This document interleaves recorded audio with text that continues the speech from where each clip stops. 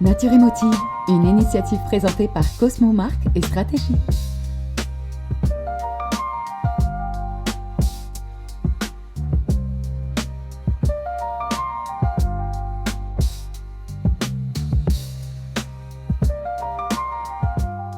Alors, bonjour à tous, bienvenue à cet épisode de Nature Émotive. Cette semaine, on a un gros épisode que j'attendais avec impatience. On reçoit cette semaine 2 femmes qui incarnent parfaitement la mission de notre plateforme. Je vais me permettre de la lire, les filles, parce que je pense qu'on a eu du fun en planification de l'épisode, mais l'intro, je voulais vraiment prendre la peine d'écrire quelque chose comme je le fais d'habitude.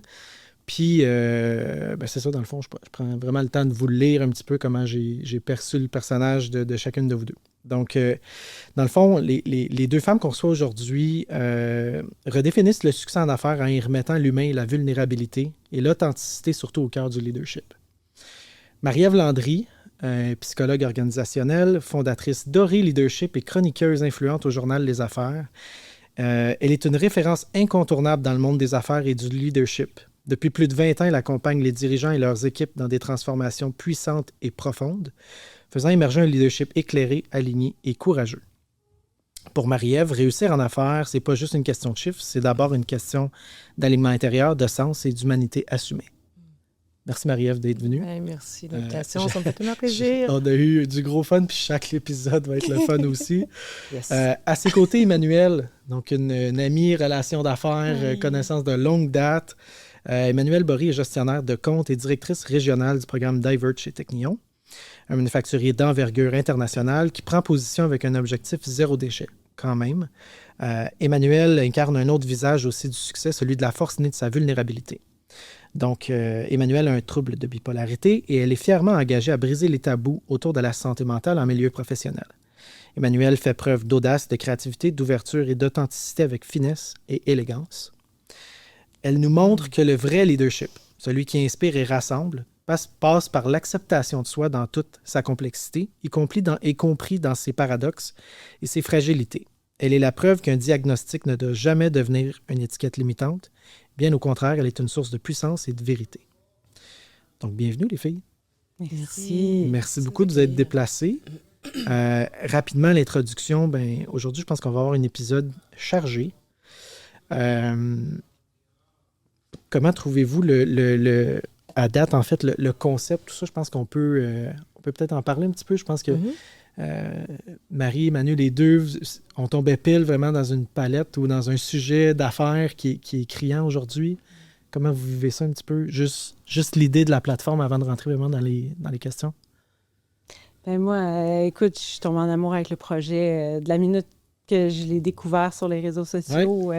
Dès le jour 1, ça m'a parlé. Ton approche, toute l'association avec Relief aussi. Tu sais, l'espèce d'approche de parler de la santé mentale. Tu sais, on parle souvent de troubles de santé mentale, mais de parler de la santé, je trouve ça intéressant, je trouve ça rafraîchissant, je trouve ça pertinent et vraiment important en date d'aujourd'hui. C'est un sujet, je pense, qui est du jour. Marie-Ève, t'écris sur ça. Oui, que rajouter, j'abonde dans tout ce que tu viens de dire, pour les mêmes raisons que je suis là, pour les mêmes raisons, oui. Moi, je trouvais ça le fun de recevoir, premièrement, quelqu'un qui a les yeux au niveau, je sais pas comment dire, tu le vis à travers, tu l'as vécu, tu le vis. Puis Marie, je sais pas si je m'exprime bien, mais j'ai l'impression que peut-être que toi, tu sais comment le mettre en mots. Donc, le faire vivre. Elle le vit et toi, tu le fais vivre. Je pense que c'est la bonne manière de le dire. En tant que psychologue organisationnel, peux-tu nous expliquer un petit peu c'est quoi pour ceux qui ne comprennent pas ou qui connaissent peut-être moins ça? Je pense qu'il y a un tabou en santé mentale, mais surtout en affaires. Le volet psychologue organisationnel, qu'est-ce qu'un psychologue organisationnel va faire? C'est qu'il va notamment contribuer au développement de l'organisation, mais par les individus. Mais un psychologue organisationnel va toucher à beaucoup de choses. Si on peut faire de la psychométrie pour s'assurer que la personne est la bonne pour le poste. Puis, aujourd'hui, des fois, trouver la bonne ressource, ça devient un défi, là, exactement la bonne ressource. Fait que là, nous, on peut s'assurer à partir du profil, comment on va intégrer la personne dans ses fonctions. Fait qu'on est là dans tout le cycle de vie de l'employé, du début par la psychométrie. On va accompagner les individus dans leur développement de compétences. Ça peut être en accompagnement individuel, par de la formation, par des programmes de mentorat, tout ça. On va s'occuper beaucoup du climat aussi, les psychologues. Tu sais, la contribution d'un psychologue en organisation, je pense que ce qu'on apporte particulièrement, c'est la gestion de la complexité. T'sais, un humain, c'est complexe, puis une organisation composée d'humains, c'est excessivement complexe. Il y a plein de gens complexes ensemble. C'est ça. Fait que, je pense que la contribution du psychologue en organisation, c'est d'adresser, de comprendre, puis de composer avec cette complexité-là. Fait que, comme je dis, dans le développement des individus, dans le développement du climat, notamment, des conflits, gestion des conflits. Souvent, les psychologues vont être interpellés pour gérer les conflits, parce que ça, c'est un grand enjeu. Oui, c'est ça. Et c'est très, très, très complexe. Là, c'est dans les grandes lignes, mais c'est ce qu'un psychologue va faire. Fait que principalement, c'est tout ce qui rentre dans le développement organisationnel, souvent. Tu parlais de psychométrie. On a reçu, il y a 2 épisodes ou 3 épisodes, je ne me rappelle pas, on a reçu justement un participant qui parlait, lui, justement, de psychométrie avec son équipe, etc. Est-ce que ça crée des fois de la résistance? Moi, j'entends psychométrie, puis on dirait que j'aurais de la misère à présenter à mon équipe qu'on fait des tests, genre, qu'on va creuser dans... Je sais pas si... Y a-t-il des fois de la résistance? Ou... Oui, c'est sûr que... Tu dois te heurter quand même à du monde, des fois, qui disent, ben moi, ça m'intéresse pas. Ou... Ben, il y en a effectivement qui vont être résistants. Souvent, c'est parce peut-être qu'il y a une méconnaissance de la fonction même de la psychométrie. Il y en a qui recherchent ça. Moi, j'accompagne des entrepreneurs, puis d'entrée de jeu, je n'utilise pas forcément de la psychométrie dans mes accompagnements. Des fois, je vais le proposer si je vois que ça pourrait peut-être avoir une valeur ajoutée. Mais il y a des entrepreneurs qui vont me dire qu'ils en veulent. Puis il y a des individus aussi dans les organisations, des employés ou des gestionnaires qui ça parle beaucoup. Toi, ça semble te parler, mais... Ben oui, parce que nous, chez Technion, la première chose qu'on fait quand on entre, c'est un test psychométrique sur les 5 forces. Puis, on mesure finalement un petit peu c'est quoi tes forces, parce que on a la philosophie qu'on pense que de s'améliorer sur nos forces, ça va nous amener à un niveau plus élevé que de travailler sur nos faiblesses. Ouais. Puis, moi, en partant, là, je veux dire, ça a changé ma vie là, de voir ça comme ça. Puis de me faire dire, bien, écoute, peut-être les points où est-ce que tu es moins forte ou que tu as des faiblesses, bien, peut-être qu'on pourrait t'associer à quelqu'un qui, lui, c'est dans ses forces. En complément. Puis après, quand tu communiques entre les collègues puis que tu connais les forces des autres, bien, tu vas chercher ce langage-là. Fait que dans le fond, ça permet de positionner positionner les gens dans leur zone de génie. C'est un terme que j'utilise souvent J'adore ça. En mode créatif en agence. Là. On veut travailler dans notre zone de génie. Exact. Je pense que je comprends bien que la psychométrie, dans le fond, c'est un point qui est quand même important parce que ça revient souvent depuis les 3-4 derniers épisodes. Souvent, les gens vont le mentionner. Souvent. Ah oui. Que ce soit à travers l'école d'entrepreneurship de Beauce qu'on a entendu, justement des participants comme Richard Bockler qui me le mentionnait, qui est président des Abris Tempo. Je veux dire, c'est quand même pas une petite business. Là. Pas plus tard que le dernier épisode, Pierre-Olivier aussi nous le mentionnait des Sauce Fire Burns. Fait que je pense que là, ça commence un peu peut-être à être déboulonné comme tabou. Puis de positionner les gens dans... Je pense que de faire comprendre à ces équipes que tu les positionnes dans ce qu'ils aiment faire, ça allège la charge de vente à l'équipe. Là. C'est facile de convaincre les gens quand tu dis « Mais non, c'est pour ton bien. Ouais. Tu vas être dans le sweet spot pour toi. » Puis je pense qu'on l'a de mieux en mieux utilisé aussi. En début de carrière, moi, il y a 23 ans cette année, c'était différent la façon dont on utilisait la psychométrie. Puis peut-être qu'à certains égards, ça a pu contribuer à créer des résistances. Je pense qu'il y a eu un ajustement graduel pour utiliser la psychométrie. Comme n'importe quoi, là. Justement, c'est ça, comme tous les outils. Hein, plus on l'utilise, mieux on fait une meilleure utilisation. Fait que, donc oui, pour positionner les gens dans leur talent. En tout cas, moi, personnellement, je me suis rendu compte que, autant moi, personnellement, que les gens que j'accompagne, développer les zones de vigilance, on peut s'améliorer. On peut s'améliorer sur tous les volets. Mais quand quelque chose n'est pas naturel chez toi, tu auras beau travailler... Against the grain, tout le temps.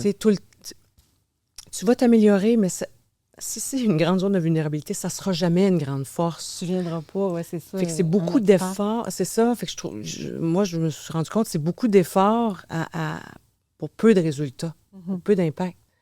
Fait que, je pense qu'avec le temps, collectivement, on utilise mieux cet outil-là qu'on pouvait l'utiliser au début. Manu, tantôt, tu parlais Technion, parcours, bon, ils te font faire un test, etc. Toi, comment tu as vécu ce parcours-là? L'ayant vécu, tu disais tantôt, ça a changé ta vie. Je pense qu'on peut en parler. Oui. Très bien. Puis, tu sais, je trouve ça pertinent, la discussion qu'on a, parce que je trouve que c'est un petit peu en lien avec la discussion des étiquettes. Est-ce qu'on voit ça comme se faire apposer une étiquette ou est-ce qu'on voit ça comme étant, justement, plutôt... Bien, on élève un peu ma personnalité, puis on met en lumière, finalement, des aspects ou des caractéristiques que j'ai. Ou même peut-être parce que je sais que ça va quand même assez loin là, comme étude. Fait que tu sais, peut-être même des choses que tu ne mets pas de l'avant. Bien, 100 Parce que là, tu vas être encouragé à le mettre de l'avant. Bien oui, parce que là, tu es conscient. Donc, tu sais, admettons, là, moi, je peux parler de ma première force. Puis, je ne veux pas que ça sonne prétentieux ou quoi que ce soit, mais c'est le charisme. Fait que c'est le côté humain, justement, le côté facile d'approche. Je pense que c'est ma force, tu sais. Mais sur le coup, je l'ai un peu mal pris parce que je trouvais que c'était comme superficiel. J'ai pas un grand talent de stratège ou, tu sais, je suis pas... Mais le côté humain, c'est ce qu'on me demande, dans le fond, dans mon domaine. C'est ce qu'on me demande dans ma profession. C'est ce qui attire les gens vers moi. Puis c'est un peu tout ça. Donc maintenant, au lieu de le voir de façon, justement, un peu négative, en guillemets, je le vois comme une force. Puis j'essaie de me dire, OK, dans telle situation, comment je peux utiliser ma force pour que ça devienne un tremplin et non pas... Que je le mette de côté ou que j'en ai presque pas envie de l'utiliser. Là, puis c'est pour ça que les étiquettes, pour moi, en tout cas, ça a beaucoup évolué, justement, ma vision de ça. Je le vois plus comme des caractéristiques puis un ensemble de ma personnalité. Mm-hmm. Fait que ça te permet peut-être d'avoir un leadership, je m'en ai dit leadership authentique, là. C'est vraiment ça, c'est que ça te positionne. Plus vrai, oui. Très cool. Très cool. Marie, milieu des affaires, performance, tu dois évidemment avoir des fois des clients ou des gens avec qui tu travailles qui ont peut-être plus des difficultés à s'adapter ou des difficultés à justement tomber dans cette zone le fun-là ou cette zone... Comment on gère ça? Ça doit pas être facile. En fait... Puis je te laisse répondre. Quand tu tombes dans le personnel, c'est plus ça. Des fois, quand tu tombes dans le personnel, je pense que ça devient... Exact. Mauditement difficile. Mais en fait, moi, comme je dis, j'accompagne des entrepreneurs qui sont en épuisement ou sont à veille de l'être. Parfois, ils viennent en prévention. C'est ce que je souhaiterais, qu'ils viennent toujours en prévention. Mais bon, ils attendent d'avoir un pied. Et ce que j'entends souvent, c'est « j'ai plus de fun ». J'ai plus de fun à entreprendre, j'ai plus de sens à entreprendre, je sais pas pourquoi je continuerais.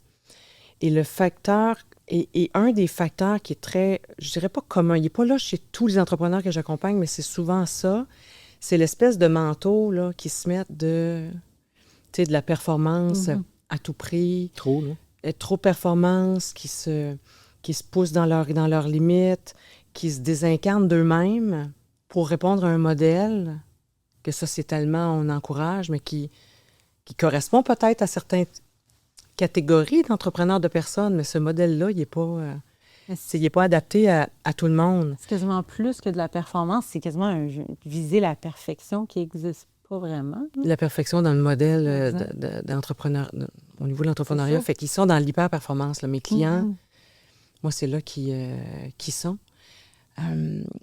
Et si je reviens à ta question, je pense que je... Bien, ça répond bien. Ça répond bien. C'est plus qu'au niveau personnel, moi, je peux m'imaginer des moments où moi, dans ma carrière, ou Manu, on peut en parler après si tu veux, où il y a des moments plus difficiles. Oui. Puis j'ai pas de trouble ou quoi que ce soit. Je sais que Manu, toi, ça peut être des fois plus difficile. Là. Mais moi, il y a eu des moments où c'était tough, là. Mm-hmm. Très tough, là. Oui. Puis, tu sais, je le... Comment je peux dire? Chacun son intensité de c'est quoi tough, là. Ça dépend pour tout le monde. Oui. Moi, il y a des trucs, c'était ça. Puis aujourd'hui, je suis capable, puis je le verbalise bien en disant, prenons l'exemple qui revient tout le temps, c'est l'entreprise familiale. Dans l'entreprise familiale, je l'ai dit dans les 4 derniers épisodes, j'étais le casse-tête carré qui essaie de fitter dans un trou rond. Ça marche pas. Ouais. Fait qu'à un moment donné, tu te rends à un certain point où, faut faire autre chose, faut faire quelque chose. Tu sais? Ouais. Fait que ça a été un des points culminants, d'ailleurs, de tout ce qu'on fait aujourd'hui, là, dans toutes mes initiatives d'affaires. Fait que, c'est ça, j'essaie de voir, tu sais, je sais pas si ça répond bien. De trouver ton... Tu disais, j'étais un carré qu'on voulait faire fitter d'un rond, fait que c'était trouver, toi, ton... Moi, mon casse-tête. Ce que toi, ça te prenait pour être bien. Puis c'est ça, c'est exactement ce que je fais, c'est d'aider les entrepreneurs à redéfinir leurs propres critères de réussite, leur propre modèle de réussite. Mais c'est un combat, là.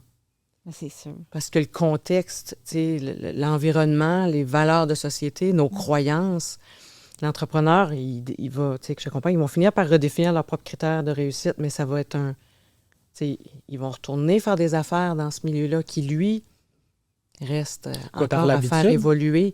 Fait que, mais c'est possible, ils y arrivent, mais ça prend de vigilance. Ouais. C'est de développer cette vigilance-là par rapport à soi-même. C'est une des clés, là. Puis en entendant ça, Manu? Ben moi, ça me parle tellement, là. Ça doit bouillir. Oui, mais c'est... Tu sais, en même temps, je trouve ça tellement un beau cadeau, ce que tu offres aux gens, parce que c'est effectivement... Comme en ce moment, je peux dire que je suis sur mon X à 100 tu sais. Puis c'est par plein de critères, par l'entreprise dans laquelle je suis, par les choix que j'ai faits, par les outils que j'ai mis en place. C'est plusieurs aspects. Mais tu sais, c'est drôle, en préparant le podcast puis en relisant les questions, je réfléchissais puis j'étais comme... Tu sais, moi, j'ai vécu probablement entre la moitié et le 3/4 de ma vie en épisode de troubles bipolaires, que ce soit une hypomanie, donc un high ou une dépression ou un down ou un épisode mixte qu'on appelle. Donc, tu sais, de naviguer dans l'environnement de travail en restant performante, en ayant justement des outils qui sont... Tu sais, qu'il faut se faire rappeler des fois, tu sais, justement, tu sais, ta présence. Des frissons, et probablement... t'écouter, je trouve ça sharp que tu nous partages ça, merci. Mais oui, ça me fait plaisir. Puis si je peux partager mon expérience, effectivement, pour moi, c'est un cadeau d'être ici puis de pouvoir en parler parce que j'aurais aimé entendre quelqu'un me parler comme ça quand j'ai eu mon diagnostic, par exemple, ou quand justement, quand j'ai commencé dans le domaine ou, tu sais, quand j'ai fini l'école ou... Toutes ces étapes-là de ma vie, j'aurais aimé entendre des gens puis avoir des modèles, mais tu sais, on n'en parlait pas tant que ça dans ces années-là. Puis pourtant, j'ai 40 ans, là, je suis pas... si tu penses que c'est dû à quoi? Vraiment juste les tabous. Sensibilisation? Les tabous. Encore aujourd'hui, tu sais, moi, ça m'a pris du temps à en parler dans mon milieu de travail, tu sais. Mes premiers emplois, c'était quelque chose où est-ce que, justement, j'ai eu mon diagnostic en 2013, donc j'étais déjà sur le marché du travail. Puis, c'était vraiment tabou, tu sais, genre, je l'ai caché longtemps. Puis après ça, j'avais peur même que si j'en parlais, on allait moins me donner de responsabilités ou on allait changer l'approche qu'on avait envers moi. Mais là, je suis vraiment dans une entreprise qui, au contraire... Si je peux faire une anecdote, tu sais, mon vice-président, j'ai pris le temps de lui en parler, tu sais, de le prendre à part, puis j'ai comme pris ça très, très officiellement. Là. J'ai eu une annonce à te faire. Puis, quand je lui ai dit, il m'a répondu, si tu me le permets, je vais complètement oublier cette information-là parce que pour moi, je trouve pas ça pertinent. Absolument rien. Je trouve pas que ça change quelque chose dans mon approche envers toi. Par contre, si tu as besoin de m'en parler, ma porte va toujours être ouverte. Mais j'ai pas envie de conserver ça dans ma tête puis de penser à ça quand je pense à toi. J'étais là, c'est tellement la plus belle réponse qu'on pouvait me donner. Puis ça m'a touchée puis ça m'a confirmé que j'étais dans un environnement sain, là, vraiment. Là. Sécurisant et où je pouvais me permettre d'être moi-même. Donc après ça, j'en ai parlé ouvertement. Puis c'est tellement plus facile quand tes collègues sont au courant parce qu'après ça, ben d'un, ils ne s'en rendent pas vraiment compte, là, parce que je pense qu'on vit avec des masques aussi quand même. Là. On apprend à du moins tempérer nos épisodes. Puis, les gens viennent qui te connaissent. Ben oui. Puis tu sais, il y a des places où on ne va pas, je pense, en milieu de travail de toute façon. Fait que tu n'as pas besoin... Oui. Mais quand j'ai une journée où est-ce que justement j'ai moins bien dormi, par exemple, parce que c'est mon trigger, mon signal d'alarme un petit peu plus important, ben au moins je peux en parler. Marie, qu'est-ce que tu en penses? Entendre ça, je trouve, moi, c'est vraiment... Merci, là. Je suis comme ça, mot. Je trouve ça vraiment... moi aussi, ça m'a touché, la réponse qu'il t'a donnée. 100%. Je suis encore touchée. Mais ouais, je trouve ça... J'ai trouvé ça grand. C'est ça. Je répondrais quoi, moi, à ça? C'était humainement grand. Comment? C'était ça. Pendant la fin, pendant que tu parlais, mon TDAH m'amène ailleurs déjà, puis j'étais comme, je répondrais quoi, moi, à ça? Ouais. Je sais pas ce que je répondrais. Probablement quelque chose de même. Genre, OK, pourquoi tu me dis ça? C'est ça, un peu, c'était un peu ça. OK. C'était désarmant. Mais encore. Fait que, très cool. Fait que conjuguer, dans le fond, tu sais, ma prochaine question, c'était comment conjuguer performance et vulnérabilité sans perdre en crédibilité. T'es comme pile dessus. Puis, dans le fond, qu'est-ce qui te pousse aujourd'hui à parler de ça ouvertement de même? Parce qu'en même temps, c'est ça, c'est quand on a parlé au début pour Nature émotive, avant même qu'on propose que Marie, tu te joignes à nous dans l'épisode, c'était ça. Toi, tu dis, Alex, c'est la plateforme que tu es en train de construire pour pas réinventer, parce que je trouve que ça ferait chier un peu de dire ça. Je réinvente rien, je mets de l'avant. Mais tu es un catalyseur. Oui. Oui.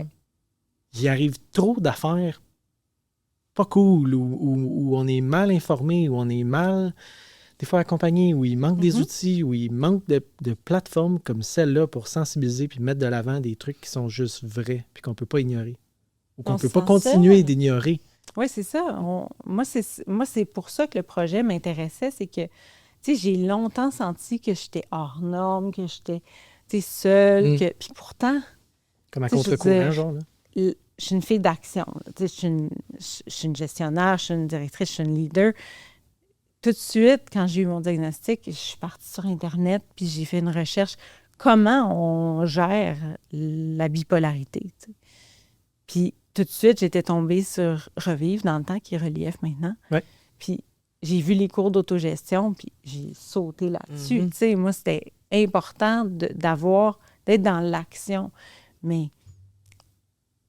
c'est là que j'ai découvert que j'étais pas seule aussi, mais c'était encore, tu sais, un peu tabou, même quand je faisais cette démarche-là, d'en parler autour de moi, j'étais pas encore à l'aise.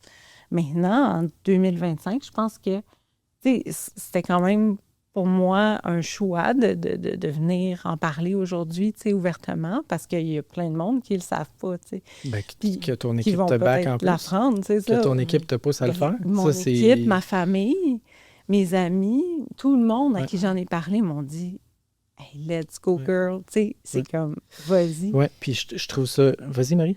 Bien, tu sais, ce que ça fait émerger, là, c'est le fait d'en parler.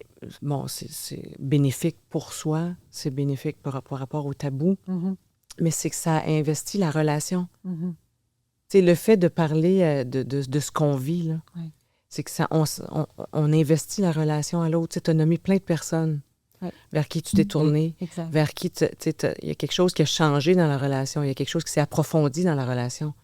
Fait que pour moi, c'est ça aussi. Être capable de nommer les choses telles qu'elles sont, c'est notre réalité à chacun, c'est retourner à la relation.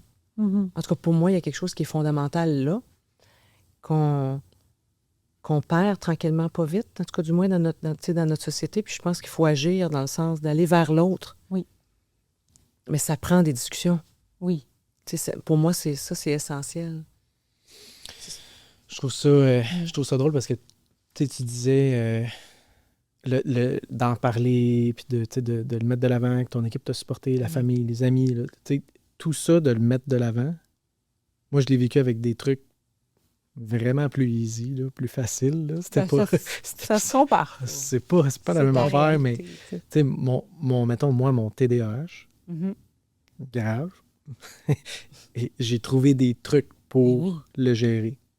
C'était pas de la médication qui marchait, c'était pas... Mettons, la médication, on parlait tantôt avant de tourner, ça me tuait. Ma créativité, l'appétit, ça m'éteignait complètement.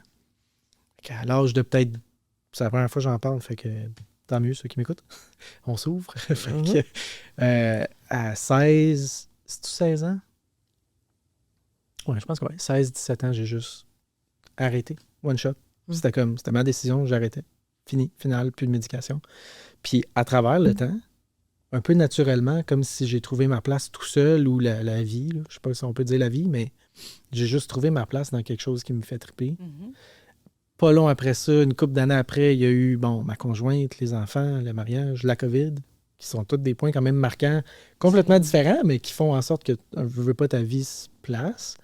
Puis ça a été ça un peu de nature émotive. Là. Quand on s'en est parlé, je venais tout juste je venais tout juste de mettre un logo puis un site web en ligne. C'était vraiment ça. Puis plus on en a parlé, tu disais justement, Marie, les deux, je fais un peu du piggyback sur ce qu'on s'est dit. Tu en as parlé, tu dis c'est de la relation, c'est du PR. Puis pour vous deux de me faire confiance comme ça, de venir vous asseoir 1 heure avec moi en studio puis parler de ces choses-là, qui sont pas nécessairement des sujets que tout le monde est prêt à aborder. Ma mission, moi, à chaque épisode, je pars du studio, puis je suis comblé, là. Je pourrais pas frapper plus fort que ça dans ma mission d'affaires. Puis, je veux pas qu'on voit, tu sais, si je peux en profiter pour le nommer, je veux pas qu'on voit Nature Émotive comme un produit marketing, genre. On vend rien, là. Je suis pas en train de vendre de quoi. Je veux inspirer les gens, je veux redonner. Ça, c'est Alex. Eh oui. Fait que, puis ceux qui me connaissent, on se connaît bien personnellement, là, ça a toujours été ça. Puis c'est ce qui fait qu'on grossit en ce moment, mais c'est un peu ça l'idée. Je pense qu'on veut briser le tabou. Vraiment. Et je pense qu'on a choisi 2 passionnés qui aiment parler de ce sujet-là, puis de tous les aspects. Puis, moi, j'étais super contente que tu acceptes, Marie-Ève, aussi d'être là parce que moi, je suis pas une experte, là, je suis juste Manu, là, j'ai mon expérience, mais j'ai pas tu es toute Manu. Oui, mais c'est ça. Je suis juste Manu, oui, mais... Non, mais dans le sens, c'est assez, c'est correct d'être Manu. Mais dans le sens que j'ai pas comme de connaissances, quand, on parlait d'outils ou quoi que ce soit, j'ai pas la recette parfaite, j'ai ma recette à moi qui fonctionne pour moi. Comme toi, tu as dit... Mais moi, tout le monde me disait... T'es pas psychologue, t'es pas... Je pense que je te l'avais dit, ça t'avait fait rire dans la préparation. Tout le monde me disait, qu'est-ce que tu fais à aller parler de santé mentale? T'as pas vécu de tu sais, le monde ne savent pas, là, mais t'as rien vécu. Tu vas aller parler de quoi? Tu viens d'une bonne famille, Qui va aller s'asseoir avec toi et te partager ça? Mais je m'en fous, c'est pas ça le point. C'est pas d'être psychologue, c'est de faire quelque chose. Puis, tu sais, même comme psychologue, on n'a pas... moi, je vois mon travail comme moi, je suis un outil pour mes clients. Ouais. J'en ai pas de recette magique. Chaque client qui vient, comme la démarche que tu as faite, comme toi, moi, c'est de les aider à trouver leur outil. C'est sûr que je sais quand même qu'il y a des grandes lignes qu'on sait que, bon, ça va être plus favorable à la santé psychologique, à l'équilibre que d'autres, là. Mais, puis il y a des connaissances, puis il y a une expertise, mais moi, je suis... Oui, je suis un outil. Comment tu vois l'évolution des mentalités? Parce que tu le vois, là. Au niveau santé mentale, l'ouverture des gens, le partage, peut-être être prête justement à... Il y a des plateformes comme celle-ci qui existent maintenant puis qui facilitent les choses. Malheureusement, je pense que le message, des fois, n'est pas tout le temps bien emballé. Mais comment, toi, tu vois cette évolution-là? Est-ce que tu vois un changement au niveau de la mentalité? Les plus jeunes entrepreneurs qui s'en viennent... Ça doit être mauditement différent des générations précédentes. Est-ce que oui, effectivement, ça change. Puis, même encore, moi, j'ai un fils de 14 ans, puis je me dis, lui, je le regarde aller avec ses amis, c'est les futurs possibles entrepreneurs. Ils sont encore très jeunes, mais on est comme 2 générations, là, qui s'en viennent. Puis oui, ça change, en ce sens que on en parle beaucoup plus. Il y a de moins en moins de tabous. Je le vois, c'est les plus jeunes entrepreneurs là, dans des incubateurs et tout ça avec lesquels je collabore. Je vois, il y a vraiment cette volonté-là de nommons les choses, puis c'est pas, c'est ça, il n'y a rien de je dis dramatique. Souffrir est dramatique, là, mais il n'y a rien de dramatique à dire, écoute, bon, je vis quelque chose.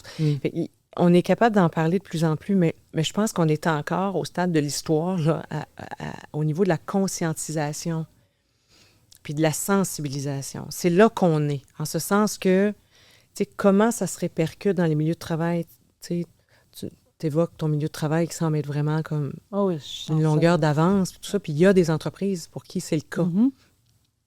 Mais c'est pas le cas dans toutes les entreprises. T'sais. Cette conscientisation-là, cette sensibilisation, là, on a un travail à faire à transposer ça dans les organisations. Mais on a du chemin à faire parce que, c'est ça, on a encore beaucoup de chemin à faire parce que, puis, tu sais, comme je dis, moi, une de mes forces, c'est de poser des questions, de faire réfléchir. Puis là, je dis, qu'est-ce qu'on valorise dans notre société? Tu sais, là, c'est plus une question un peu plus macro, là.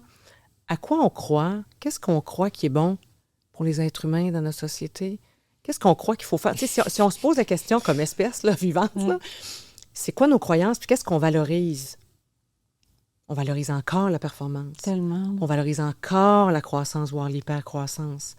On valorise encore l'image. Tu sais, on est encore là. Fait que là, il y a cette conscientisation. Puis il y a l'argent pas loin en dessous de ça. La croissance, le financier aussi, là. La croissance étant à tous les niveaux, le financier, personnel. On est encore là. Fait que là, OK, on en parle, mais là, à côté, il y a comme une rupture, là, entre ce qu'on prend conscience qu'il faut changer des choses parce que il y a de plus en plus d'enjeux de santé psychologique.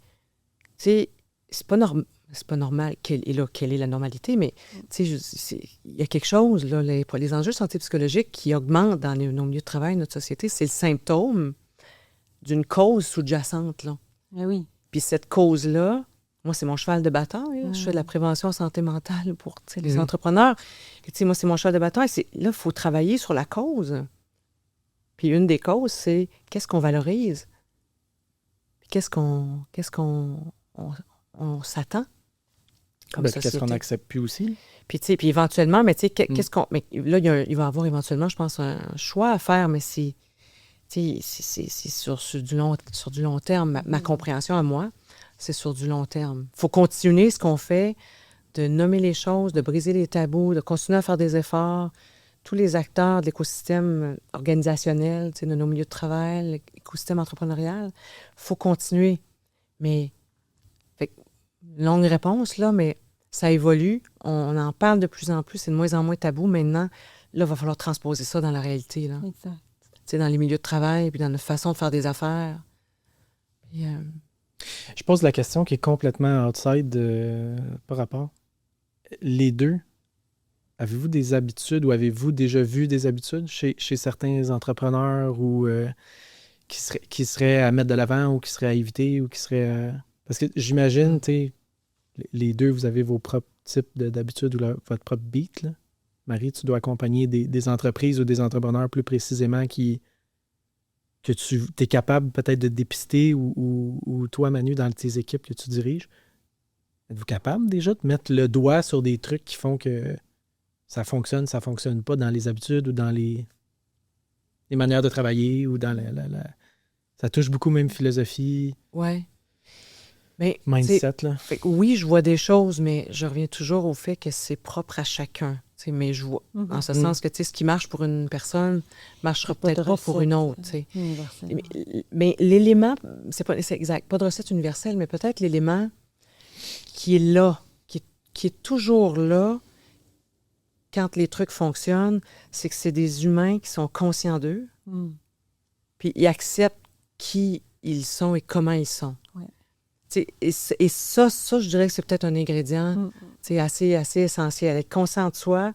Donc, ça veut dire, on parlait tantôt de se propulser sur nos talents, donc être conscient de nos talents, puis être conscient aussi que je suis pas bonne dans tout, puis c'est correct, puis de ne pas chercher à investir, à développer, comme je le nommais tantôt, des zones de vigilance, aller plutôt chercher à s'entourer, ce que je nommais tantôt au niveau de la relation.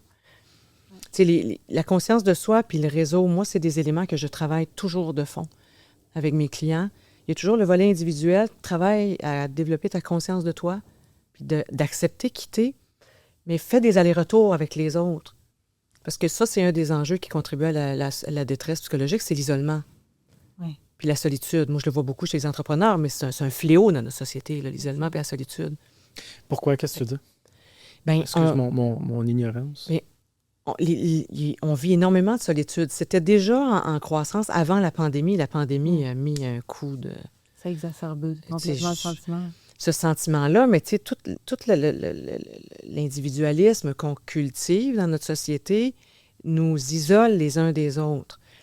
En ce sens que, tu sais, oui, je peux essayer de développer ma conscience de moi-même, respecter mes limites, m'affirmer dans mes besoins, mais si on se concentre que ça, on se met dans une petite bulle, puis on s'isole des autres. Tu sais, si on est très centré sur mon bien-être, mes besoins, ce qui est important, mais il faut toujours que ça se fasse en aller-retour avec les autres.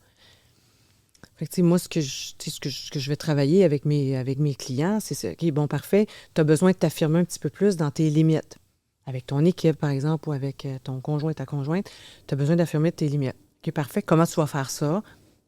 Et quel impact tu penses que ça va avoir sur ta relation? Et comment tu peux bien le faire en préservant ta relation? Oui. Parce qu'on ne peut pas être en bonne santé psychologique. Puis là, je dis on ne peut pas. Il n'y a pas d'absolu là, en psychologie, là, mais j'ai quasiment envie de l'affirmer. Mais c'est très difficile d'être en bonne santé psychologique si on n'a pas un réseau, si on n'est pas entouré. Je suis d'accord avec toi. Ça, j'ai fait du pouce. Aussi, 100%. Ce que tu nommais tantôt, c'est de dire, là, mes proches, mes collègues, tu sais, t'es allé solliciter ton réseau parce qu'on en a besoin. Fait que c'est ça, dans ce sens-là. Il y a un fléau parce que quand je disais tantôt, qu'est-ce qu'on valorise? À quoi on croit? Et là, ça contribue à augmenter la solitude. La solitude, elle n'est pas toujours physique. On peut être en présence de certaines personnes, mais être seul. Très seul. Fait que faut réinvestir nos relations. Manu? Mais moi, je pense, je suis super d'accord avec toi. Là. Je pense que Marie-Ève a touché des points vraiment importants, mais effectivement, la sécurité psychologique en milieu de travail, c'est de créer un espace. Puis je pense qu'en tant que leader, on a tous ce devoir-là d'être féroce envers la protection de la sécurité psychologique de nos équipes, de nos collègues, de nos partenaires, de tous les gens avec qui on collabore finalement. Puis c'est vraiment d'offrir une ouverture, puis d'être dans l'écoute active, d'être dans finalement des façons d'être, je pense, qui sont positifs, qui sont justement tournés vers l'autre, qui sont, tu sais, comme tu disais, d'essayer d'être en relation, puis de pousser plus loin, puis de pas s'arrêter finalement aux petits détails des fois, puis d'essayer de voir un portrait plus grand, puis de se mettre dans la peau de l'autre, puis c'est un petit peu tout ça, moi, je te dirais, les bons outils, tu sais, de gestion puis d'équipe. Mais c'est la responsabilisation aussi individuelle de dire, bien, comme moi j'ai dit, bien, je suis dans l'action. J'ai pas subi mon diagnostic parce que je ne pense pas que mon diagnostic en fait, tu as choisi de ne pas subir le diagnostic. Exact. C'est ça. Puis, il me définit pas, mais il y a des bons aspects, puis il y a des aspects plus challengeants, si je peux me permettre. Mais ça a forgé ma personnalité aussi dans tout ce que j'aime de moi. Tu sais, parce que mon côté, justement, qui aime les gens, qui est extraverti, qui est coloré, qui est inclusive, qui est ouverte aux autres, qui juge pas, moi, je pense que ça vient complètement en lien avec mon trouble parce que j'ai rapidement su que la différence, c'est pas un défaut. Pour moi, même, je suis attirée vers les rebelles, puis vers les différents, puis les hors-normes, puis ceux qui pensent outside the box, tu sais. Donc, je pense que vraiment, c'est comme ça que je gère les défis, que j'encourage mes collègues, que je supporte mes équipes. je pense que c'est comme ça qu'on devient un bon leader. Puis quelqu'un, tu disais tantôt se mettre dans la peau de l'autre. Très difficile. Tu disais écoute active. Ouais. Là, moi, personnellement, très difficile. Depuis tantôt, je fais tout pour ne pas interrompre. Puis c'est plus fort que moi juste à cause de qui je suis. Fait que je peux juste imaginer des fois des collègues ou des gens avec qui tu travailles ou peu importe, là, des clients, la famille, les amis, ça sort même du cadre d'affaires. C'est dur de se mettre à la place des autres. Moi, dans mon cas, c'est souvent ça, c'est que je suis bousculé dans plein d'idées. Tu sais, le monde avec qui je travaille, dans l'équipe ou mes clients, peu importe, souvent dans le cadre du travail, étant donné qu'on est dans un monde vraiment très créatif. Oui, mais c'est ça. Hey, c'est tough là, pour moi là, de juste m'arrêter et d'écouter parce qu'on dirait que je suis tout le temps en train de penser à OK, prochaine idée, comment on l'ajuste, le logo, telle affaire, tel ci, tel ça, le bouton du site web, de l'enveloppe, le cadeau du client. Là, je suis rendu déjà dans les cadeaux de Noël. Là. Pour vrai, là. C'est déjà tout dessiné, les couleurs sont là, le logo est fait. C'est absurde, mais c'est quand même comme ça que mon cerveau fonctionne. Fait que de le verbaliser, c'est exactement ça. C'est du cas par cas parce que de le verbaliser, ça permet à mon monde étant tout le monde, là, famille, amis, tout ça, de comprendre, Alex, c'est quoi. Puis je m'ouvre moi aussi à dire, toi, tu fonctionnes pas comme ça. Tu sais, j'ai un frère, Phil, que tu connais, qui est hyper cartésien. Intelligence, tu sais, dans l'intelligence d'affaires, dans la direction très managériale, très... comment je peux dire ça? Créatif aussi, mais dans une approche vraiment différente, une approche très, c'est ça, cartésienne. Puis Phil et moi, on a une belle amitié qui est née plus tard. On s'est jamais mal entendu. Ouais. Mais jusqu'à tout récemment, avec Phil, Christy qu'on s'entend bien. Parce qu'on a juste compris que Alex, il est comme ça, puis Phil, il est comme ça. Puis quand on se parle de même, hey, t'as-tu vu comment que ça marche bien? T'as-tu vu comment on complète? T'as-tu vu comment que tu finis mes phrases? T'as-tu vu comment que c'est déjà, tu sais, je donne un exemple, cadeau, mettons, de peu importe qui, là, cadeau de la famille, quelqu'un. Phil m'appelle, Alex. Là, j'ai une idée, là, puis je suis tellement bloqué, là, mais je le sais qu'en 2 secondes, tu vas avoir solution, une idée, quelque chose, tu vas appeler quelqu'un. Tu sais, le mode, pas solution, juste un mode de, OK, attends une minute, là. Recule, on va trouver de quoi. Ça, ce match-là, je trouve ça cool, puis c'est ce que je souhaite développer avec mes équipes, mais développer aussi avec famille, amis, ma conjointe, mes enfants, ultimement, un jour. Je pense que c'est de le verbaliser. C'est, comme tu dis, cas par cas, mais c'est rarement fait. Ou ça s'est rarement fait avant. Si je communique bien. C'est sous forme de questions, mais en même temps, tantôt, tu disais, je me mets dans la peau de quelqu'un, c'est difficile. En même temps, là, tu viens d'évoquer une situation où tu t'es mis dans la peau de ton frère pour le comprendre. Exact. Ouais. Parce que, tu sais, puis versus ce que tu nommais au niveau de l'attention. Tu sais, c'est comme ces deux éléments qui diffèrent dans le sens. Tu sais, la capacité, c'est l'empathie, en fait, dont on parle. Là. La capacité d'empathie, c'est la capacité de comprendre comment l'autre pense puis se sent. C'est ça, l'empathie, dans le fond. Fait que c'est cette curiosité-là envers l'autre, avec la discussion, la curiosité de poser des questions pour comprendre. Mais ça a été de s'intéresser. C'est ça. Mais c'est ça, c'est exactement. L'empathie, c'est de s'intéresser vraiment à l'autre. Exactement. C'est ça. Mais je pense, en tout cas, dans notre cas, à nous, je ne sais pas ce qui a été le point culminant. Puis j'ai un troisième frère en plus, Thomas, qui est... C'est une amitié, ça, tu vois, depuis qu'on est tout petit. Qui est juste naturel, puis on s'est toujours bien entendu. Mais Phil, il n'est rien arrivé. Il n'y a rien qui a changé. On a juste vieilli ensemble, je pense, en même temps. Ou il est arrivé... Je sais pas. C'est dur à dire. Des fois, je pense que tout ce qui est arrivé dans les dernières années fait en sorte que Christy, qu'on s'entend bien aujourd'hui, puis il n'y a pas de compétition, il n'y a pas de moi, je suis meilleur dans ça, puis je suis, tu sais, c'est pas ça. Toi, t'es bon là-dedans, puis moi, je suis bon là-dedans. C'est comme si vous avez Pourquoi on travaille pas ensemble? C'est comme ce que tu nommais. Excuse-moi, là, c'est moi qui t'interromps. Non, c'est correct. C'est comme ce que tu nommais. C'est comme ce que tu nommais, au niveau de la sécurité psychologique. Vous avez réussi à créer ça dans votre relation. Puis et ça, par rapport à l'évolution des mentalités en entreprise, il y a comme j'appelle ça un peu une rupture, en ce sens que on manque de sécurité psychologique dans nos milieux de travail en général. de par tout ce que j'évoquais tantôt, tu sais, l'accent sur la quête de perfection qu'on a, tu sais, tout soit parfait, l'image, la performance et tout ça. Mais en même temps, tu sais, c'est ce qu'on demande. On demande de la performance, des résultats, tu sais, on demande beaucoup des humains en général.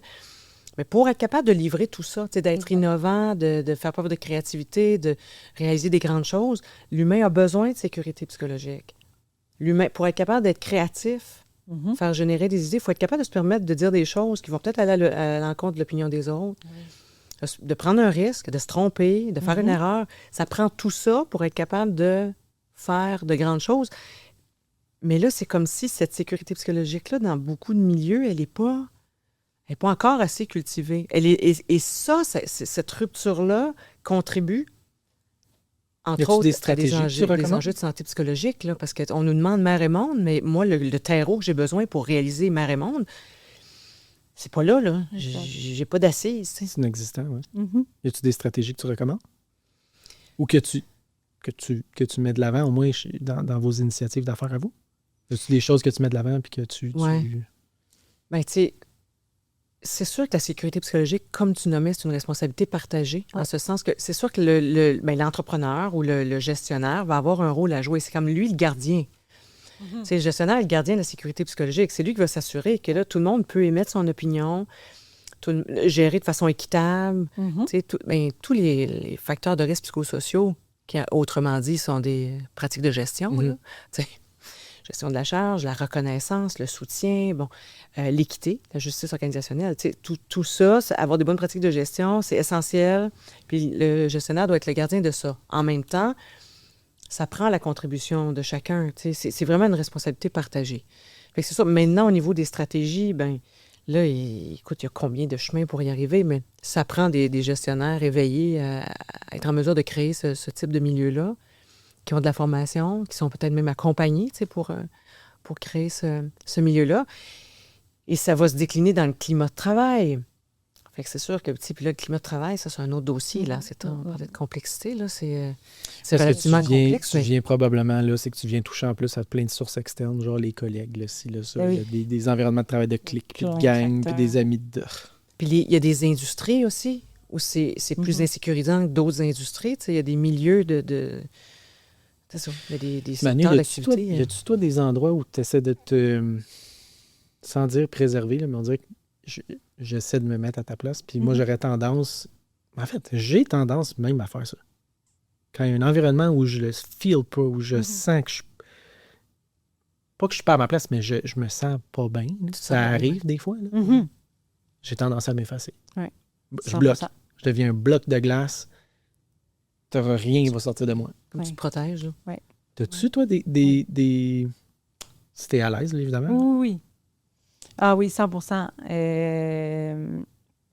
Ça m'arrive, tu sais, de sentir que les gens ne sont pas à l'écoute ou que il n'y a pas de place pour moi ou que, justement, tu sais, on ne m'accueille pas dans toute ma complexité, dans toute ma façon d'être, dans ce que je suis, finalement.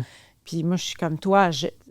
S'il y a trop de chefs aussi, s'il y a trop de leaders, j'ai plus tendance à m'effacer pour me protéger, effectivement, tu sais, de conserver mon énergie parce qu'elle est précieuse. Moi, j'ai appris avec le temps que l'énergie, ça se crée, mais ça se protège aussi, tu sais. Puis justement, j'ai développé mes propres outils pour la générer puis la conserver.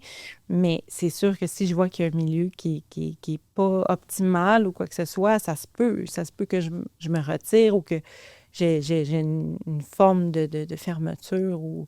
Pas de fermeture, je veux pas dire ça comme ça parce que ça sonne négatif, mais tu sais, je vais me protéger. Oui, ça peut arriver, oui. Puis... Vas-y, Marie, tu avais l'air d'avoir... Puis là, je reviens tout le temps à la relation. Je suis quasiment fatigante avec ça parce que c'est tellement... Non, mais c'est important. C'est tellement important. C'est quelque chose que je travaille beaucoup avec, sûrement, oui.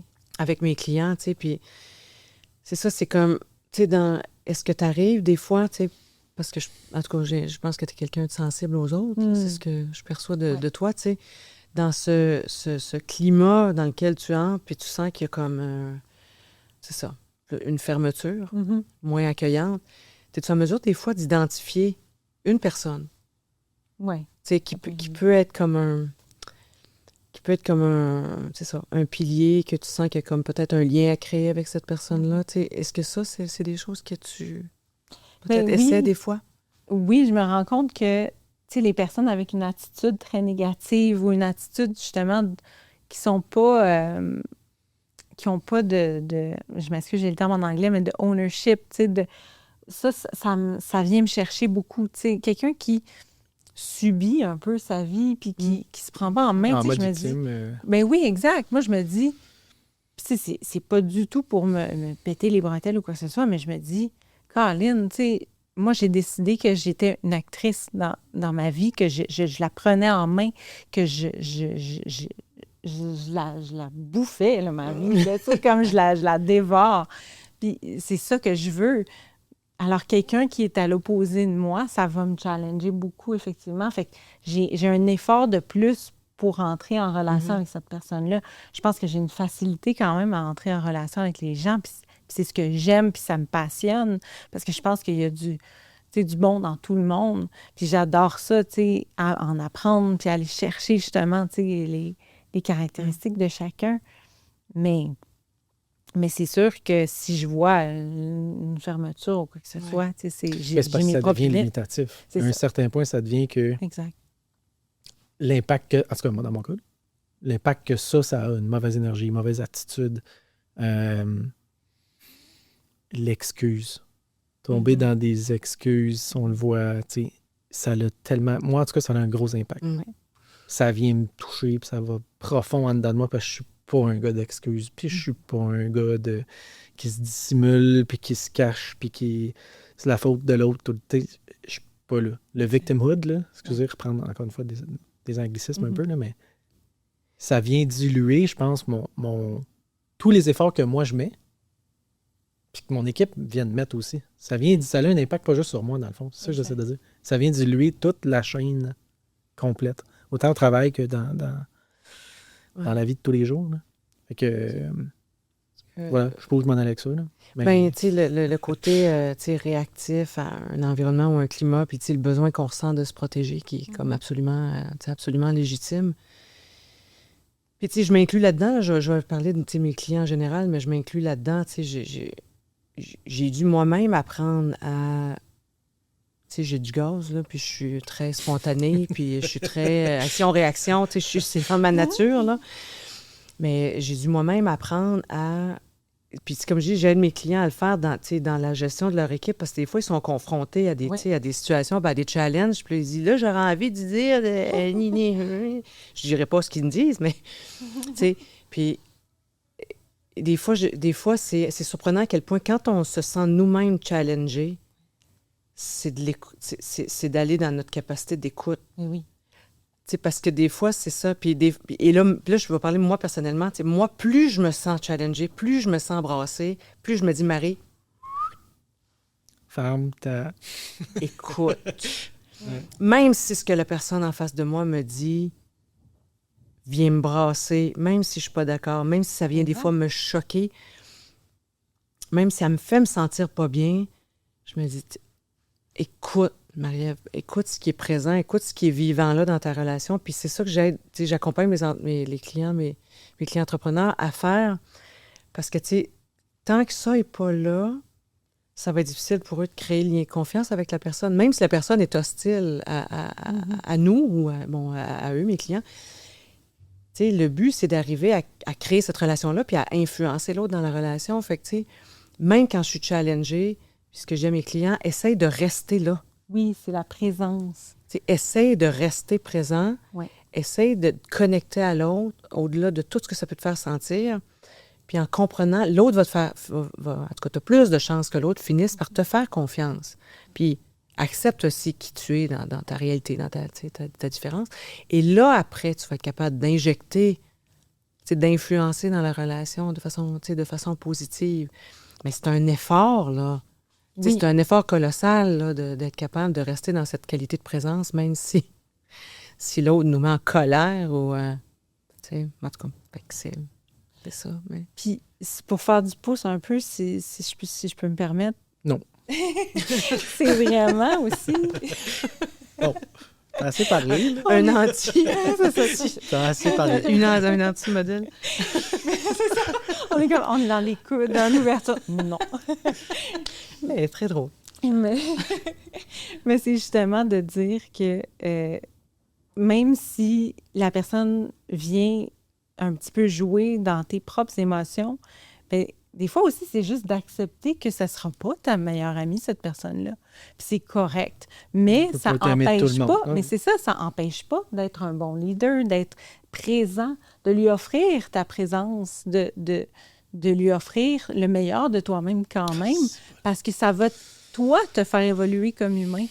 Tu sais, moi c'est ça, je me rends compte. Tellement longtemps, là. Mais c'est... c'est trouver l'équilibre. Tellement longtemps. Je sais pas si c'était dû à quoi, peut-être la... On a un psychologue aujourd'hui.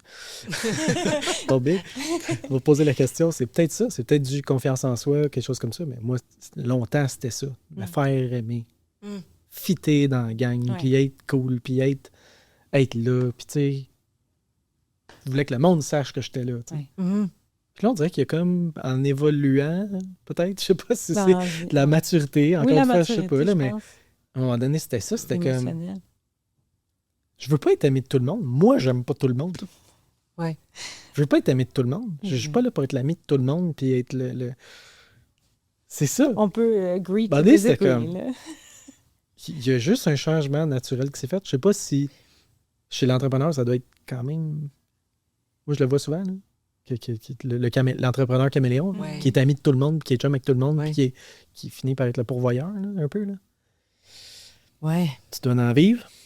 Oui, j'en vois beaucoup. Il y a plein d'axes, de points. Il y a plein de tracks possibles pour creuser ça. Tu sais. Puis l'élément que j'aurais envie d'amener, c'est la notion d'intention. Tu sais, avec quelle intention tu vas vers l'autre. Ouais. Donc, si ton intention, c'est d'être aimé ou d'impressionner ou de dominer, toute ta posture va être influencée par ton intention. Puis l'intention, c'est plus large que l'objectif, là. L'objectif d'une discussion, c'est que je veux qu'on discute de tel point, qu'on arrive à s'entendre sur telle affaire, mais l'intention, là, c'est la toile de fond là, avec laquelle tu vas entrer en relation. Fait que c'est sûr, si ta toile de fond, c'est d'être aimé ou d'être accepté ou d'impressionner, bien, ça va influencer. Ça va teinter le personnage. Ça va teinter tes comportements, les choix, bon, tout ça. Fait que c'est sûr qu'éventuellement, bien, c'est ça, l'expérience, la maturité, je suis plus la même Marie-Ève personnelle et psy que j'étais en début de carrière, tu sais. Je l'ai eu, là, moi aussi, ça, là, cette espèce de besoin de, tu sais, en début de carrière, là, je voulais tellement être à la hauteur des attentes de tout le monde que j'étais pas à la hauteur de mes attentes à moi envers moi-même, là. Puis, tu sais, j'ai eu des remises en question sérieuses, là. Puis c'est ça, c'est quoi l'intention? Avec quelle intention, tu sais, j'agis dans le monde, là? Exact. Quel genre de remise en question? Ben, tu sais, moi, j'ai eu un début de carrière assez fulgurant. Tu sais, moi, j'étais formée pour faire de la clinique. C'était ça ma formation. Fait que je suis devenue psychologue clinicienne, faire de la psychothérapie en début, mais on m'a mis tout de suite dans un poste de coordination d'un programme d'aide aux employés, ce qui m'a mis un pied dans la psycho-organisationnelle. Et là, poste de conférencière quasiment à temps plein. J'ai fait le tour du Québec à faire des conférences en santé mentale au travail. Rapidement, j'ai eu un poste de psychologue organisationnel et conseillère RH. Mon premier mandat, c'était de faire de la rémunération. Je partais, moi, de la clinique. Là. Fait que oui, c'était loin, mais ça a été tellement formateur. Fait qu'on m'a mis dans des contextes où j'étais toujours, tu sais, c'était toujours des mandats au-dessus de ma tête. Là. Fait que moi, il a fallu que... Là, je voulais les réaliser, là. C'est comme, non, je vais être capable, je peux pas être capable, je peux pas échouer. Fait que j'ai eu un début de carrière absolument fulgurant. On m'a placé dans un poste, on m'a proposé un poste de directrice du développement des affaires pour une firme pour toute l'Est du Québec.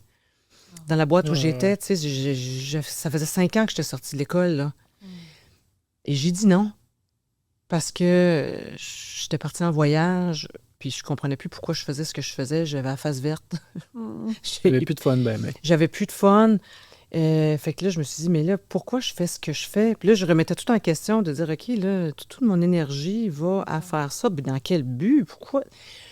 Fait que j'ai eu une grosse remise en question, moi, en 2018, là, fait que ça fait quelques années. Chanceuse, tu as eu le COVID tout de suite après pour te remettre sur le piton. Pas 2018, excuse, 2008. OK, j'ai encore plus longtemps. Non, j'ai dit 2018. Chanceuse, tu rentres dans le COVID après. Non, 2008. Fait que, ça fait un bon bout de ça, mais ça a été ça. Moi, là, ça a été qu'est-ce qui fait du sens pour toi? J'ai dans l'incohérence entre ce que je disais à mes clients de faire, ce que je valorisais, l'équilibre, respecter ses limites. Là, je faisais ça, puis moi, à côté, j'étais sur la pédale au fond, 250 km/h, sur l'autoroute, highway to je sais pas où, je m'en allais, highway to je sais pas où. Tu t'en vas vraiment loin, mais dans la mauvaise direction. En tout cas, ouais, c'est ça. Perte de sens à ce moment-là, grande remise en question qui a fait changer bien des choses. Et là, j'ai compris l'importance d'agir avec intention. Puis je me disais, c'est quoi l'intention? Puis moi, une de mes intentions, c'est de faire du sens pour mes clients, mais c'est d'être en cohérence. Moi, j'entends pas que c'est juste pour les clients, Marie. Mais c'est pour moi aussi. Oui, fondamentalement. Tu veux faire du sens pour les gens, point. Oui, mais moi, je porte ça. Mais moi, j'ai besoin d'avoir du sens pour être capable d'aider mes clients à faire du sens. Exact. J'ai besoin, moi, d'être en cohérence entre ce que j'aide mes clients à faire et ce que moi, je fais dans ma propre vie. Comme entrepreneur, moi, je... Non, mais ça fait du bien de t'entendre. C'est ça que clair, je veux dire. Oui, OK. Faire du sens, tu apportes le sens. C'est pas tout le monde qui fait ça. Puis dans ton approche, je pense que c'est ça qui fait que tu as le succès que tu as. Je te dis ça de même. Là. Puis ma quête n'est pas une quête de succès puis de réussite en affaires. Là. Moi, c'est pas... Non, mais... Mais c'est de faire du sens. On dirait que c'est comme si je pense que ça vient de... Oui, finalement. Oui. Oui, mais merci. Mais ton message est tellement authentique. Tu sais, moi, j'ai vu Marie-Ève en conférence 2 fois, minimum. Puis j'aime beaucoup, je ne sais pas si on a le temps, là, mais j'aime beaucoup ton image de la maison aussi. Je ne sais pas si tu peux en parler. Oui, pour l'empathie. Oui, j'aime beaucoup ça. Parce que c'est très pertinent, je trouve, dans le sujet. Oui, puis en lien avec ce que tu disais, tu sais, te mettre dans la peau des autres. Moi, en début de carrière, on s'est un peu inquiété quand j'ai dit que je deviendrais psychologue clinicienne. Mes proches me disaient, mon Dieu, Seigneur, Marie-Ève, qui est si sensible, qui est si bouleversée parce que les autres vivent, puis qui est à la limite susceptible parce qu'elle prend tout personnel. Comment qu'elle va faire, tu sais, avec ses rencontres, en sortant de là, elle va porter un fardeau épouvantable. Elle va s'épuiser. Les gens avaient peur que je vive la fatigue de compassion. Ça s'appelle comme ça? La fatigue de compassion. Oui, okay. Quand on est trop chargé, trop chargé émotivement parce que nos clients vivent. On est dans l'empathie, c'est ça notre outil. Mais bien qu'à un moment donné, des fois, on est touché. Moi, il y a des clients qui me touchent, il y a des clients qui m'émeuvent. Qui m'émeuvent, oui. En tout cas, qui me touchent. Qui me rendent ému, oui. Et c'est ça, fait qu'on peut vivre la fatigue de compassion. Fait que c'est pour ça qu'il faut pas être faut vraiment être dans l'empathie, qui est la posture avec juste la bonne distance. Assez proche pour comprendre, mais assez loin pour prendre une distance. Puis, à force de me faire poser la question, mais tu fais ça comment? T'sais, comment tu fais pour sortir de tes rencontres sans porter le fardeau, tu sais? Puis, moi, j'ai réalisé que je réfléchis en images. Moi, je pense en images, tout le temps. Quand mes clients ils racontent quelque chose, là, ils me disent, ben là, je suis allée voir ma conjointe, là, puis on s'est assis, puis on a jasé. Là, je les mets en scène, là. Ils sont d'un décor, ils sont assis à table. Je les vois. Mais c'est ce qui fait que pour chacun de mes clients, il y a une maison, il y a un lieu. Okay? Puis c'est tout le temps le même lieu. Puis je donne tout le temps ces exemples-là. J'ai une de mes clientes, c'est une petite maison blanche, champêtre, les volets, puis le toit sont verts, il y a des marguerites en avant. Puis quand je rentre en dedans, le décor est full champêtre, là, la tapisserie fleurie, puis il y a des boiseries. J'ai d'autres clients, c'est une tour à condo. Le client est au 10e étage, c'est sombre chez lui. Il y a une belle vue, mais les boiseries sont foncées. Fait que je me fais comme un lieu pour chacun de mes clients. Puis pour moi, l'empathie, c'est ça, c'est que tu rentres chez l'autre. C'est rentrer chez l'autre. C'est un lieu intérieur où tu es le visiteur. Tu n'es pas chez vous. C'est ça. Fait que c'est ça. Tu rentres chez l'autre, mais tu te rappelles. J'ai pas d'affaire à commenter la couleur des murs là, parce que ça ne fait pas avec tes rideaux. C'est pas de mes affaires, je suis pas chez nous. L'absence de la notion de jugement. Exact. De ne pas juger. J'ai pas à déplacer les meubles. J'ai pas à prendre le fardeau de la problématique de l'autre. J'ai pas à déplacer les meubles ou à changer le frigo de place puis à forcer. Je suis pas chez nous. Je suis le visiteur. Fait que c'est cette posture-là d'empathie. Oui. Fait que tu rentres. Puis quoi, c'est que ça te permet d'amener une recommandation ou tu le vois un peu comme ça? Une recommandation? Ça me permet d'être dans la bonne distance, pas dans le jugement. Ça crée de la sécurité psychologique aussi. Parce que tu accueilles l'autre, puis tu n'es pas dans la sympathie, tu es dans l'empathie. C'est ça, je ne suis pas contaminée par l'autre. Je suis pas, tu sais... Je ne prends pas sur toi. Je prends pas chez nous. J'arrive pas là à déposer... On est toujours dans l'analogie. J'arrive pas là à déposer bagage, là. Tu sais, je viens visiter. Tu sais, admettons qu'on se rencontrait, tu me parlerais de quelque chose, puis tout ça, puis là, je veux comprendre ce que tu vis. Mais là, je vais rentrer dans ta maison, tu sais. Je vais rentrer chez toi. Ouais! C'est lumineux. Tu sais, je vais rentrer chez toi, mais je suis là pour écouter ce que tu as à me dire. Tu vois, qu'est-ce que tu as à me raconter, tel que tu me le racontes. Je suis pas chez moi. Tu sais, c'est toujours se rappeler ça. Je suis visiteur chez vous. C'est ça. Mais il faut que je ressorte de chez vous. Oui. Et c'est là, tu sais, la limite là, au niveau de l'empathie, c'est qu'à un moment donné, il faut que je sorte de chez vous. Tu repars pas avec un de mes coussins. Là. Je repars pas avec tes coussins, puis je repars pas... Ça sûrement très beau. Non, mais c'est ça pareil. Et c'est ça, je repars pas avec tes coussins. Tu repars, t'as pas à... Cool. C'est ça. Puis là, je ressors. L'analogie, c'est de fermer la porte, mais fermer la porte comme pas... C'est fermer la porte avec bienveillance en promettant de revenir, tu sais. Exact. Tu sais, moi, je le fais avec mes clients, on se revoit la semaine d'après ou 2 semaines après, mais même dans nos relations, c'est de dire, bien, écoute, tu sais, là, on peut explorer des choses pour aider à trouver une solution, mais j'ai pas à trouver la solution pour toi. J'ai pas à... On ferme la porte avec bienveillance, puis ça ira à une prochaine conversation. Fait que c'est... Tu sais, la psychologie, c'est fascinant. Faut être capable de mentaliser, il faut être capable d'amener, tu sais, de comprendre puis de réfléchir aux problématiques que les clients nous amènent. Il faut être capable de le voir sous tous les angles, ces problématiques-là. Pour être capable de poser les bonnes questions. Pas tant, des fois, amener la bonne solution, mais poser les bonnes questions. Tu sais, on est beaucoup dans des sphères de complexité dans notre travail. Fait que sans être forcément créatif, t'sais, moi, j'ai de la créativité. Ça m'aide des fois à illustrer des propos. Je pense que c'est là, dans mes accompagnements, où ça se... dans la façon dont je fais les choses, mes conférences, mes animations, mais mes accompagnements, ça va être beaucoup dans la façon dont je vais synthétiser ce que le client me dit. Des fois, ça peut être imagé pour simplifier ou complètement champ gauche, là. Pour, comme, mais ça touche l'émotion. C'est ça. Là, OK, ouais, mon Dieu, j'avais pas vu ça comme ça. C'est parce que ça ramène sur le même... ça ramène les gens sur le même niveau de... Je sais pas comment dire. Au niveau créativité. Moi, j'aurais de la facilité à entretenir une discussion avec une approche comme celle-là. Ouais. Oui. Mauditement plus qu'avec quelqu'un qui tu sais, je pense que tu en avais parlé un peu, Manu. Oui. Quand moi, j'ai consulté à travers les trucs que moi, j'ai traversés. Je dis ça aujourd'hui, je suis capable d'en rire, là, mais... Quand j'ai traversé ce que je traversais, moi, c'était comme... Je retournais dans l'auto après, puis... C'est sûr que je fasse quoi avec ça? Exact. Excusez mon langage, là. Ouais.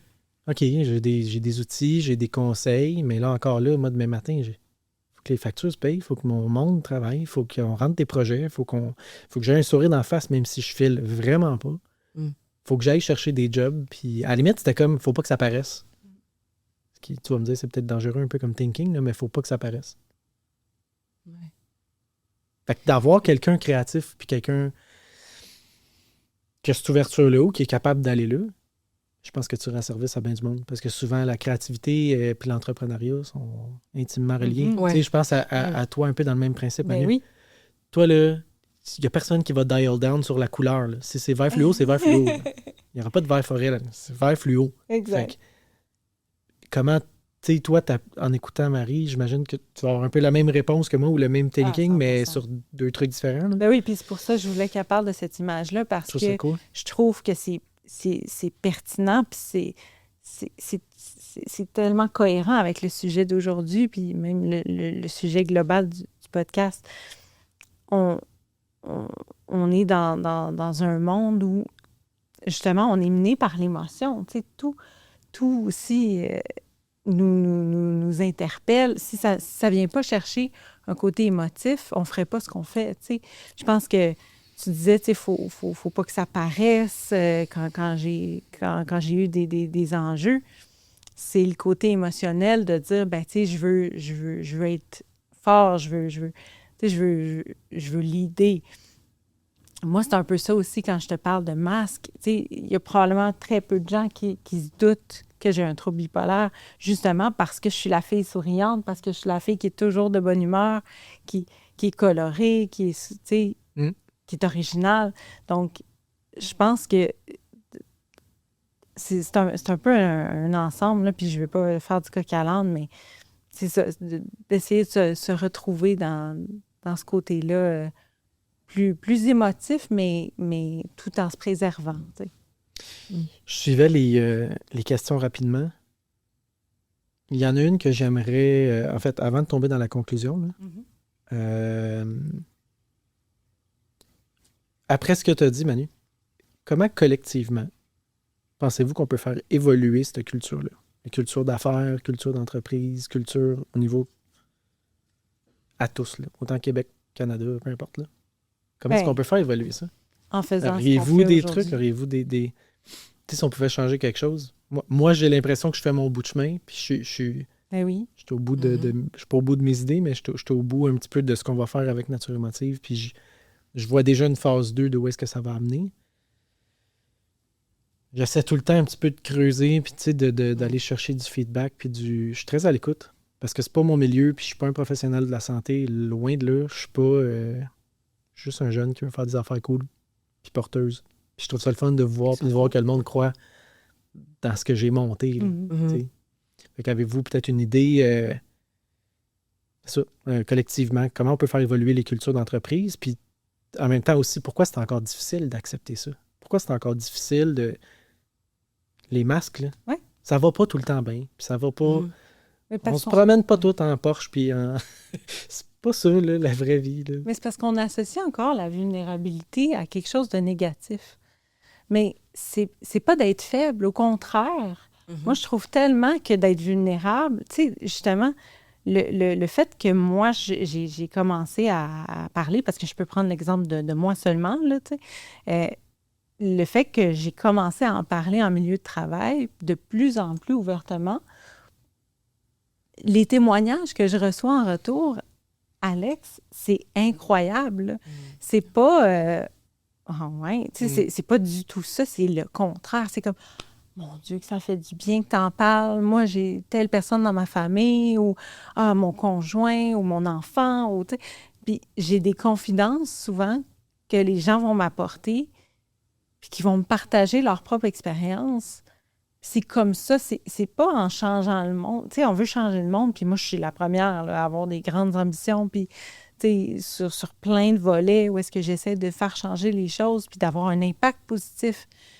Mais je pense que c'est une personne à la fois. C'est une... Tu sais, si aujourd'hui, grâce à ce podcast-là, on touche une personne, bien moi, je vais être fière. Tu comprends? Parce que c'est plus qu'une, j'espère. Oui, mais c'est sûr. Peut-être deux. Mais tu comprends ça que serait déjà beaucoup. Ça, c'est déjà beaucoup. Parce que c'est comme ça. Cette personne-là va faire rayonner à sa façon ensuite. Elle va toucher elle-même d'autres personnes qui vont toucher d'autres personnes. Fait que c'est se donner le droit d'être vulnérable, puis de le voir de façon positive, puis de le voir comme une force. Parce que moi, je pense que je suis une meilleure personne depuis que j'accepte qui je suis à 100%. Le fait que j'en parle, c'est une forme d'acceptation, c'est une forme de... C'est très fort, là. C'est très, très, très fort. Ben, c'est vraiment de mettre carte sur table et de dire, ben, écoute, it is what it is, voici qui je suis, puis comme tu dis, on peut pas aimer tout le monde, mais tout le monde peut pas m'aimer, mais moi, je suis comme ça, puis je pense que j'ai des belles qualités, puis j'ai des beaux enjeux, puis je viens avec un ensemble. Ben, c'est ça, c'est... ça a été long, moi, avant que je le dise. Puis que je vienne à réaliser moi-même que moi non plus, je m'entends pas bien avec tout le monde. Puis j'aime pas tout le monde, puis je suis pas ami avec tout le monde. Fait que je trouve ça cool. Marie? Mais je vais faire du pouce sur ce que tu disais, parce que souvent, on oppose force, persévérance, résilience et vulnérabilité. Là. Mais c'est deux côtés d'une même médaille. Tu sais, la résilience, tu sais, donc la capacité à rebondir, à persévérer malgré, tu sais, à se relever, persévérer malgré les épreuves, même quand c'est difficile, tu sais, de garder espoir. La résilience, cette capacité-là va être proportionnelle. C'est pas une équation mathématique, là, mais de façon générale, va être proportionnelle à la capacité d'être vulnérable. Exact. C'est penser qu'on peut être fort sans être vulnérable, c'est une utopie, là. Exact. C'est la capacité à dire, OK, là, j'ai besoin de me reposer, j'ai besoin de refaire mes forces un peu. C'est ça, spécifiquement, qui permet de rebondir, puis de persévérer, puis de continuer. Tu sais? Fait que c'est ça, donc, fait que je fais du pouce là-dessus, c'est deux côtés d'une même médaille. Puis, en complément, pour répondre à ta question, qu'est-ce qu'il faut qu'on change? Là, j'aime bien voir les choses en macro, moi. Oui. Tu sais, je pense qu'il faut recommencer à développer notre capacité à réfléchir, en ce sens qu'on est beaucoup dans une quête de réponses, de trucs, de stratégies, ici et maintenant, que je peux appliquer demain. Mais c'est éphémère. Ça sera toujours éphémère. Il n'y a pas de trucs ou de stratégies qui, on l'applique maintenant, va être efficace demain. Tu sais, c'est ça. Il faut réapprendre à réfléchir de façon plus macro. Comme je disais tantôt, tu sais, être capable de prendre de la distance, de s'élever un peu, puis de dire qu'est-ce qu'on valorise? C'est quoi les croyances qu'on entretient par rapport à qu'est-ce qui est bon pour un être humain puis qu'est-ce qui n'est pas bon? Il y a des croyances qu'on entretient là, comme espèce vivante là, par rapport à qu'est-ce qu'on doit faire pour qu'un humain soit bien. Puis parmi ces croyances-là, il y en a qui fondamentalement n'aident pas réellement le bien-être. Il faut être capable de... Ça, je pense que c'est un des éléments qu'il faut développer. Puis commencer à le faire là, chez nos plus jeunes, là, nos enfants, de les aider à développer cet esprit critique-là, parce que sans ça, on s'en va... Je sais pas où est-ce qu'on s'en va. Bien, vous le savez, ça, c'est le moment plus... je vais essayer de poser la question sans avoir les larmes aux yeux, parce qu'on arrive à la fin, puis je veux surtout conclure, mais cette question-là, je tenais absolument à vous la demander. En tant que papa de 2 petites filles, vous deux en tant que femme d'affaires, mais femme de cœur, quel message vous souhaiteriez transmettre sur la santé mentale, le courage d'être soi-même, l'acceptation, dans les bons comme dans les moins bons moments? Puis là, je dis, j'ai 2 petites filles, mais il y a des petits gars, il y a des... Pour les enfants, qu'est-ce que vous aimeriez peut-être laisser ou... Puis ça peut s'adresser autant aux enfants, mais ça va suivre puis ça va toucher quelqu'un. C'est sûr, votre réponse va toucher quelqu'un.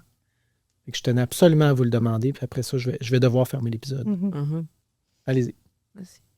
Moi, je pense que, comme petite fille, j'aurais aimé qu'on m'enseigne justement que la vie, c'est évolutif, que ça change. C'est drôle, mais mon bras, c'est les 4 saisons parce que tout passe.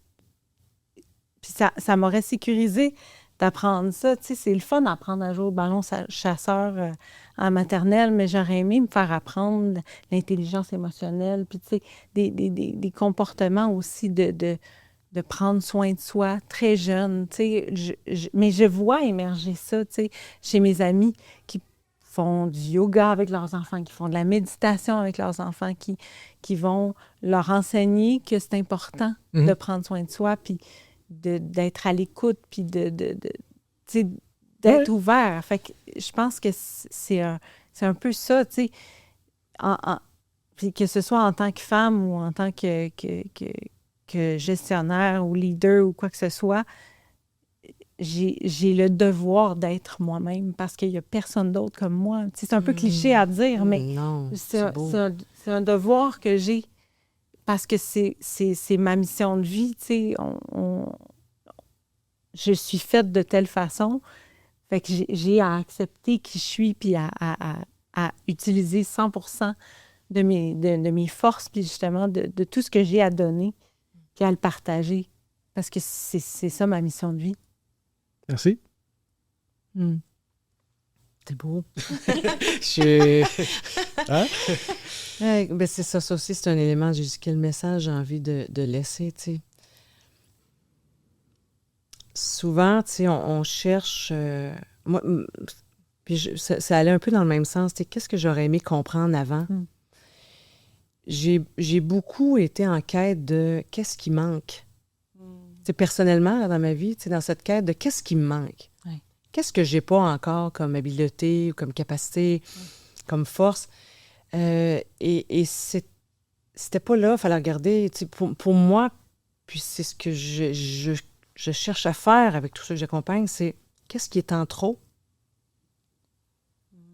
Qu'est-ce qui est en trop dans ta vie? Parce que on a tellement de choses en trop. Des fois, c'est des responsabilités en trop. Des fois, c'est des objectifs en trop ou des attentes qu'on a envers nous-mêmes qui sont en trop. Qu'est-ce qui est en trop? Wow. C'est d'arriver à enlever ça pour garder, tu sais, puis là, je dis à l'intérieur de soi que l'essentiel. Et c'est quand on arrive à juste garder l'essentiel. Et là, c'est quoi l'essentiel? Ça peut être une relation, ça peut être une valeur, ça peut être un projet. Mais quand on arrive à garder en soi que l'essentiel, ça fait de l'espace pour faire ce que je disais tantôt, à recommencer à penser de façon critique, puis à se comprendre nous, à comprendre les autres, à comprendre le monde, à comprendre la vie. Mais c'est ça qu'il faut arriver à faire. Il faut se faire de l'espace, puis c'est enlever ce qui est en trop. On est dans une société de plus, là, comme je dis, de croissance, de toujours plus. On fait juste comme ajouter dans un espace qui est saturé. Empilé, oui. Fait c'est ça, j'aurais aimé ça le comprendre. Très cool. Plus tôt. Ouais. Merci beaucoup. Alors, mesdames, on arrive à la fin de Nature émotive. Je voudrais vous dire vraiment sincèrement merci à vous deux. Merci. Ça a été un bel échange. Ça a été un échange chargé. Je vais retourner tantôt, puis je pense que ça va me prendre du temps pour... Je suis déjà en train de penser à comment on va présenter ça, puis comment on va... Tu sais, quel contenu on va mettre de l'avant, puis qu'est-ce qu'on va publier, puis qu'est-ce qu'on va... Tout me semble être du bonbon dans notre discussion. Je voudrais aussi prendre le temps de remercier les partenaires, donc remercier Technion, remercier aussi Aurélie Leadership, mais surtout Relief aussi. Fait que j'ai un partenaire Relief qui accompagne tous ceux qui pourraient en ce moment être dans une période plus difficile. Vous avez juste à visiter relief.ca. Tout est disponible. On met à votre disposition des programmes d'accompagnement, que ce soit de l'autogestion ou des programmes plus custom sur mesure. Vous avez deux témoins vivants ici des résultats que ça peut porter. Donc, moi, je l'ai fait, Emmanuel aussi. Je vous invite à aller visiter aussi Nature Émotive au natureémotive.com et à partager. C'est le plus beau cadeau que vous nous faites, de partager cette plateforme-là. Quand vous voyez du contenu vidéo, audio, on est disponible partout. Donc, sur Spotify, Apple Podcasts, YouTube, name it, tous les réseaux sociaux. Voilà. Merci beaucoup. Ouais, merci à toi. Merci. Merci.